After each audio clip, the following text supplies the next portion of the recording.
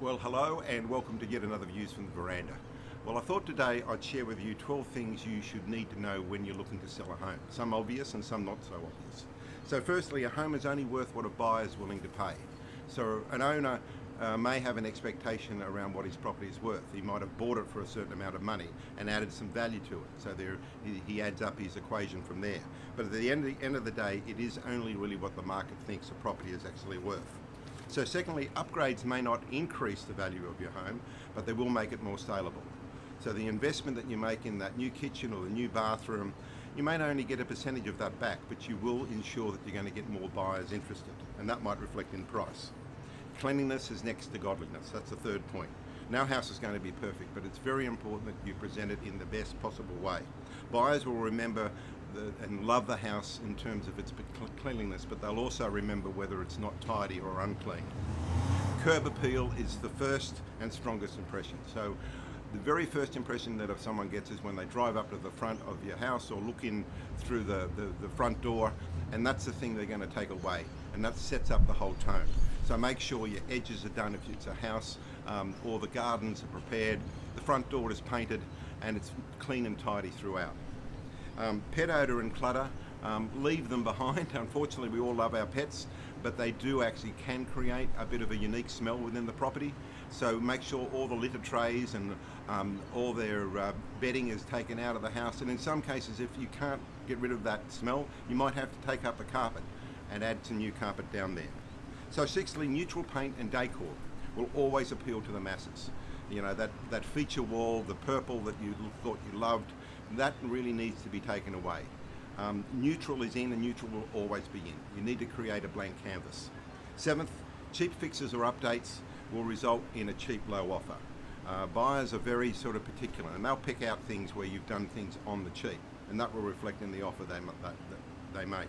You know, even as I mentioned, a quick coat of paint can sometimes do a lot to refresh a property. Everything is negotiable. At the end of the day, as agents, that's what our job is, to negotiate the best possible price. But when buyers start looking at that large fridge with the ice making machine and saying whether the owner wants to actually sell that as a part of it or other aspects of the sale, you need to be flexible in terms of your negotiations, and that will reflect on the price. Time is of the essence. At the moment, it is a seller's market, and we are finding that obviously properties are selling relatively quickly. So if you are a buyer, don't hesitate. If you see a property you like and it's within your price range, make an offer and start the negotiation process. Even if it's an auction, you might be able to secure it beforehand. So in terms of the 10th point, location, location, location. Everyone talks about that. And for starters, it's good to reflect that, look, you can always change something in a house, but you can never move it. So location is very important. And sometimes, as you've seen, you know, sometimes if you buy the worst house in the best street, you will make money on that property. So simply make sure that you've got the right location and the aspect on all those features.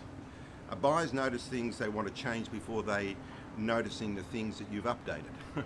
It's interesting when someone walks into a home and they see the new updated bathroom or the kitchen or the new flooring that you come in, they might pick something totally random that's important to them. So it's not all about what you do as far as the updating, it's more about how you present the property at that particular time. And lastly, when priced right, properties will sell. The big pricing is the biggest component sometimes of getting it right. If you overprice, your property might sit there for days and days and days. So sometimes you need to be able to modify and pivot in respect to what the market is telling you about what the property is actually worth.